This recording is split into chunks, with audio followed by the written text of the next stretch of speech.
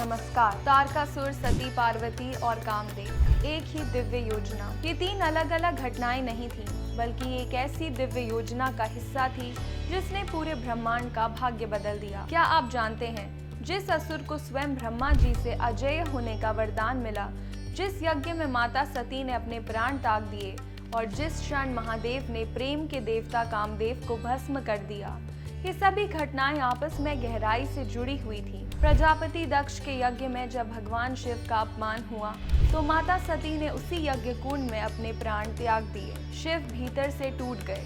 वियोग में डूबे महादेव घोर तपस्या में लीन हो गए और हिमालय में एकांतवास करने लगे। उधर नमूची का पुत्र तारकासुर ऐसी कठोर तपस्या कर रहा था कि उसके तप के प्रभाव से स्वयं ब्रह्मा जी उसके सामने प्रकट हो गए। तारकासुर ने कहा, मुझे अजेय बना दीजिए।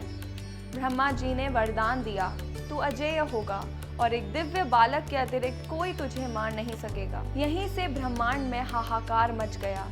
तारकासुर ने आतंक फैला दिया। देवता उसके साथ युद्ध में पराजित होने लगे। तभी एक आकाशवाणी हुई, तारकासुर का वध केवल भगवान शिव के पुत्र द्वारा ही होगा। और यहीं से आरंभ हुई महादेव के विवाह की दिव्य योजना। उसी समय राजा हिमवान और माता मेना के घर एक कन्या का जन्म हुआ। वही सती, वही शक्ति, माता पार्वती। त्रिलोक में आनंद छा गया। लेकिन प्रश्न ये था कि शिव विवाह कैसे करेंगे।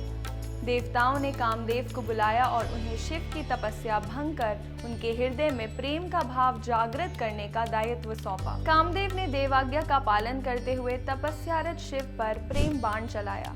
तपस्या टूटी, क्षणिक मोह उत्पन्न हुआ और अगले ही पल महादेव का तीसरा आंख खुल गया। कामदेव भस्म हो गए। सृष्टि का संतुलन डगमगाने लगा। ऋषियों ने प्रार्थना की। तब माता पार्वती ने कठोर संकल्प लिया।